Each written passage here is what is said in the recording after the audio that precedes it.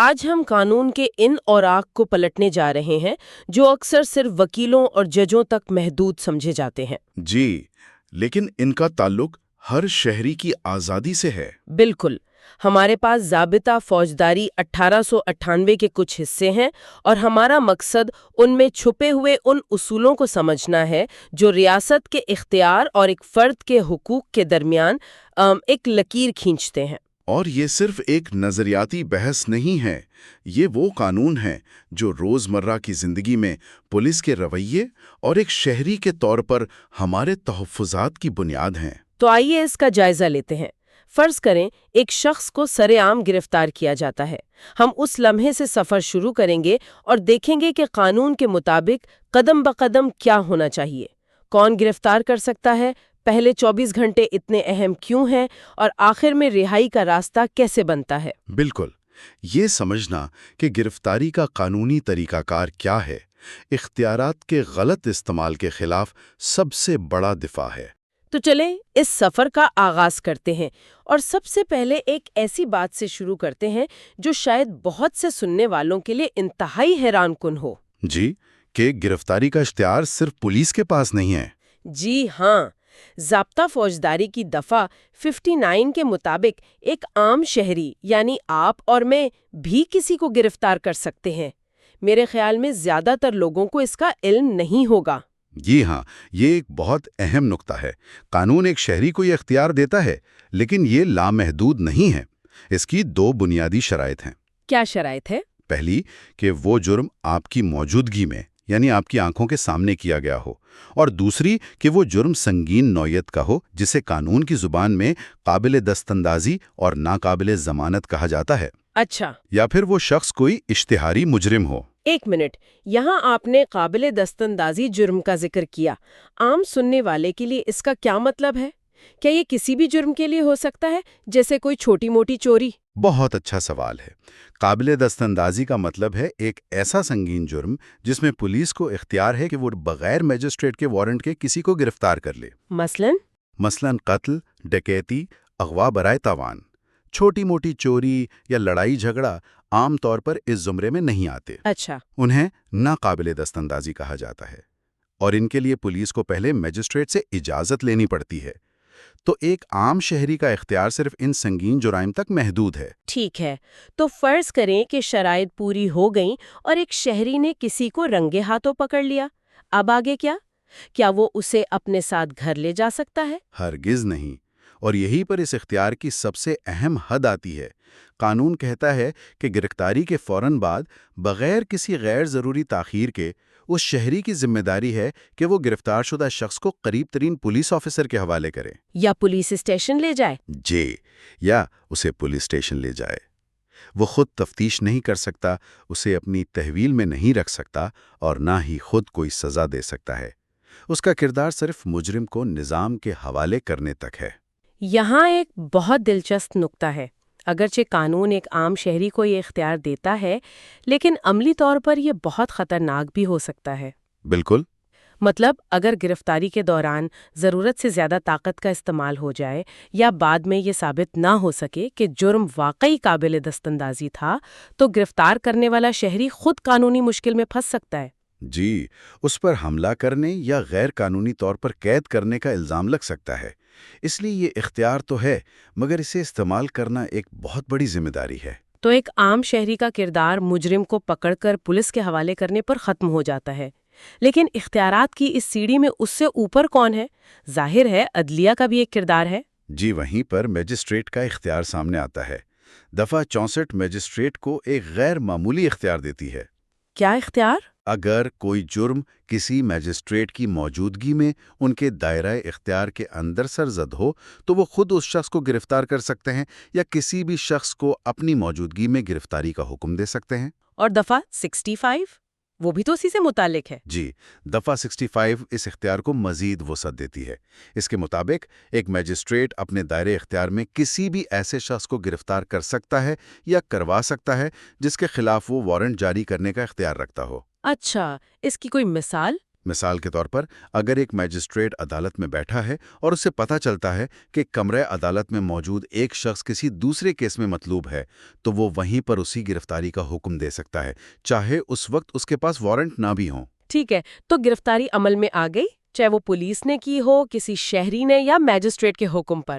اب یہاں سے شاید اس پوری بحث کا سب سے اہم حصہ شروع ہوتا ہے، وہ 24 گھنٹے کا اصول۔ بالکل، ایک ایسا اصول جو شہری آزادیوں کا سب سے بڑا محافظ سمجھا جاتا ہے۔ جی، یہ ضابطہ فوجداری کی دفعہ 61 ہے اور اس کی اہمیت آئینی سطح کی ہے۔ یہ دفعہ کہتی ہے کہ کوئی بھی پولیس آفیسر کسی بھی شخص کو جسے بغیر وارنٹ گرفتار کیا گیا ہو 24 گھنٹے سے زیادہ اپنی تحویل میں نہیں رکھ سکتا۔ 24 گھنٹے سے 1 منٹ بھی زیادہ نہیں؟ 1 منٹ بھی نہیں۔ اس مدت کے اندر اسے میجسٹریٹ کے سامنے پیش کرنا لازمی ہے۔ اور قانون یہ بھی واضح کرتا ہے کہ ان 24 گھنٹوں میں گرفتاری کی جگہ سے میجسٹریٹ کی عدالت تک کے سفر کا ضروری وقت شامل نہیں ہے۔ جی، وہ وقت نکال کر، لیکن اس کے علاوہ اگر پولیس کو مزید تفتیش کے لیے اس شخص کو اپنی تحویل میں رکھنا ہے تو وہ اپنی مرضی سے ایسا نہیں کر سکتی۔ تو پھر کیا کرنا ہوگا؟ اسے میجسٹریٹ سے باقاعدہ اجازت لینی ہوگی، جسے ہم عام زبان میں جسمانی ریمانڈ کہتے ہیں۔ اور یہ کوئی معمولی انتظامی کارروائی نہیں ہے؟ بالکل نہیں، یہ ایک بنیادی آئینی اور قانونی تحفظ ہے۔ اس کا مقصد ریاست کے اداروں کو غیر قانونی اور غیر معینہ مدت کی حراست سے روکنا ہے۔ یعنی ہر گرفتاری کا فوری طور پر عدالتی جائزہ لیا جائے؟ جی، تاکہ یہ دیکھا جا سکے کہ گرفتاری قانونی بنیادوں پر کی گئی ہے یا نہیں۔ یہ اصول ریاست کے لامحدود اختیارات اور شہری کی آزادی کے درمیان ایک دیوار کا کام کرتا ہے۔ یہ 24 گھنٹے کا اصول سننے میں تو بہت اچھا لگتا ہے، لیکن کیا عملی طور پر اس پر ہمیشہ عمل ہوتا ہے؟ ہم اکثر خبروں میں سنتے ہیں کہ لوگوں کو کئی دن غیر قانونی حراست میں رکھا جاتا ہے۔ آپ نے ایک بہت اہم اور عملی سوال اٹھایا ہے۔ بدقسمتی سے قانون کی کتاب اور عملی نفاذ میں فرق موجود ہے۔ تو اس قانون کو بائی پاس کیسے کیا جاتا ہے؟ مثلاً گرفتاری کو ریکارڈ پر ہی دیر سے لا کر؟ جی، یہ ایک عام طریقہ ہے کہ گرفتاری کو فوری طور پر روزنامچے میں درج نہیں کیا جاتا۔ کسی شخص کو اٹھا لیا جاتا ہے اور 24 یا 48 گھنٹے بعد اس کی گرفتاری ظاہر کی جاتی ہے۔ اور قانونی گھڑی اس وقت سے شروع ہوتی ہے۔ بالکل۔ اعلیٰ عدالتیں اس عمل کو سختی سے غیر قانونی قرار دیتی ہیں، لیکن یہ ایک چیلنج ہے جو ہمارے نظام میں موجود ہے۔